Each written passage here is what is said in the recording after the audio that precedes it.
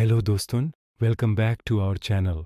आज हम time travel करके चले जे 18th सेंचुरी इंडिया में, एक ऐसा टाइम जब मुगल एम्पायर कमज़ोर हो रहा था और एक नई super power the Marathas rise कर रही थी। So buckle up because this is going to be an epic ride through a century of ambition, war and change. तो शुरू करते हैं मराठास से।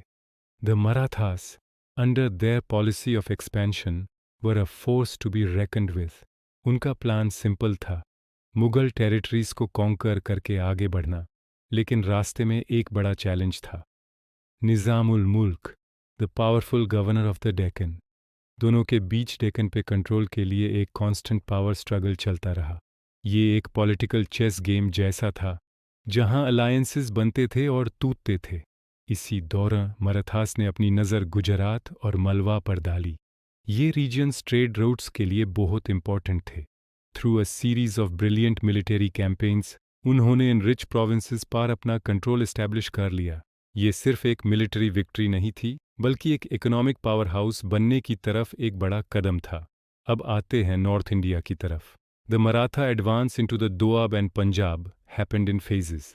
पहला phase, from 1741 to 1752, was all about establishing a foothold. उन्होंने धीरे धीरे अपने इन्फ्लुएंस को बढ़ाया, लोकल रूलर्स के साथ अलायंसेस बनाए और मुगल्स को चैलेंज किया। इस टाइम उन्होंने प्रूव कर दिया कि वो अब सिर्फ डेक्कन की पावर नहीं है। सेकेंड फेज, 1752 to 1761, में मराठास अपने पीक पर थे। They became the protectors of the Mughal throne, virtually ruling from Delhi. उनका एम्पायर एटॉक इन पंजाब से कोटाक इन ओडिशा तक फैल गया। ऐसा लग रहा था कि पूरा इंडिया उनके कंट्रोल में ना जाएगा। लेकिन एज दे से with great power comes great challenges. और फिर आया 1761, the third battle of Panipat. ये इंडियन हिस्ट्री की सबसे डिसाइसिव बैटल्स में से एक थी। एक तरफ थे मराठास और दूसरी तरफ अफगान इन्वेडर अहमद शाह अब्दाली। इस ब्रूटल बैटल में मराठास को एक डेवस्टेटिंग डिफीट का सामना करना पड़ा। उन्होंने अपने कई बेस्ट लीडर्स और सोल्जर्स को खो दिया। ये एक मेजर सेटबैक था, जिसने उनके पन इंडिया एम्पायर के सपने को तोड़ दिया। लेकिन मराठा एम्पायर की नींव किसने रखी थी? Of course the great Chhatrapati Shivaji Maharaj. Born in 1627, Shivaji एक विजनरी लीडर थे। उन्होंने मुगल डोमिनेंस को चैलेंज किया और एक इंडिपेंडेंट मराठा किंगडम स्वराज्य की स्थापना की। उनकी गेरिला वॉरफेयर टैक्टिक्स यानी गनीमी कावा ने औरों को हैरान कर दिया। शिवाजी का एडमिनिस्ट्रेशन भी उतना ही कमाल का था। उन्होंने अष्टप्रधान मंडल, एक काउंसिल ऑफ 8 मिनिस्टर्स बनाया। हर मिनिस्टर का एक स्पेसिफिक डिपार्टमेंट था, जैसे फाइनेंस, फॉरेन अफेयर्स और जस्टिस। ये एक highly efficient and organised system था जो गुड गवर्नेंस इंश्योर करता था। उन्होंने एक स्ट्रॉन्ग नेवी भी बनाई, जिसके लिए उन्हें father of the Indian navy भी कहा जाता है। अप्रैल 1680 में उनकी डेथ हो गई, लेकिन उनकी लेगेसी हमेशा जिंदा रही। शिवाजी के बाद उनके सक्सेसर्स ने स्ट्रगल किया। मुगल प्रेशर और इंटरनल कॉन्फ्लिक्ट्स के कारण स्टेट कमज़ोर होने लगा। इस डिफ़िकल्ट टाइम में एक नया पावर सेंटर इमर्ज हुआ, the Peshwas. Originally prime ministers, Peshwas धीरे धीरे दे फैक्टो रूलर्स बन गए।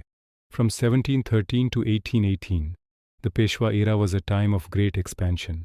बालाजी विश्वनाथ, बाजीराव आए और बालाजी बाजीराव जैसे पावरफुल पेशवास ने मराठा एम्पायर को उसकी ग्रेटेस्ट हाइट्स तक पहुंचाया। स्पेशली बाजीराव आई, जिनके बारे में कहा जाता है कि उन्होंने अपनी लाइफ में एक भी बैटल नहीं हारी।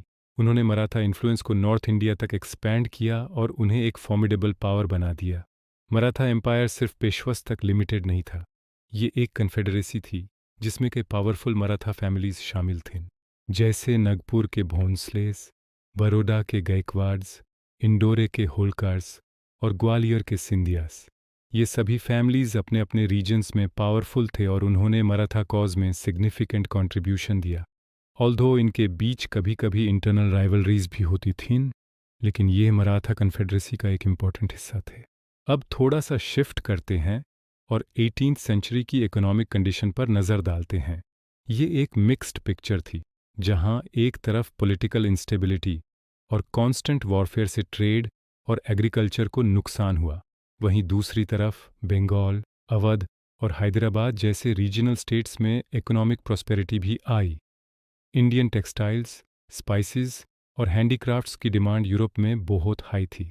लेकिन धीरे धीरे ब्रिटिश ईस्ट इंडिया कंपनी के बढ़ते इन्फ्लुएंस ने इंडियन इकोनॉमी को एक्सप्लॉइट करना शुरू कर दिया। फाइनली आते हैं सोशल एंड कल्चरल लाइफ पर। 18th सेंचुरी इंडिया में सोसाइटी लार्जली ट्रेडिशनल थी। कास्ट सिस्टम बहुत रिजिड था और विमेन की कंडीशन भी ज़्यादातर पेट्रियार्कल नॉर्म्स से गवर्नड थी। सती और चाइल्ड मैरिज जैसे सोशल इवल्स प्रिवेलेंट थे। लेकिन इस दौर में कुछ पॉजिटिव डेवलपमेंट्स भी हुए। भक्ति और सूफी मूवमेंट्स का इन्फ्लुएंस कंटिन्यू रहा, promoting social harmony. Art, architecture और लिटरेचर में रीजनल स्टाइल्स फ्लरिश हुए। उर्दू पोइट्री ने नए हाइट्स को छुआ और पेंटिंग में कंगरा और राजपूत स्कूल्स पॉपुलर हुए। ये एक ऐसा टाइम था जहां पुराना और नया, ट्रेडिशन और चेंज सब एक साथ एग्जिस्ट कर रहे थे।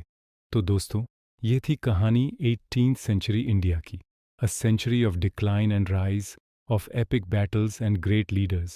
It set the stage for the British colonial rule but also showed the resilience and dynamism of Indian states like the Marathas. Hope आपको ये वीडियो पसंद आया।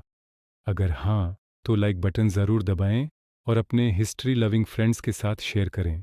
कमेंट सेक्शन में बताएं कि आप नेक्स्ट वीडियो किस टॉपिक पर देखना चाहते हैं। और हाँ, हमारे चैनल को सब्सक्राइब करना मत भूलना for more such amazing historical journeys. Thanks for watching.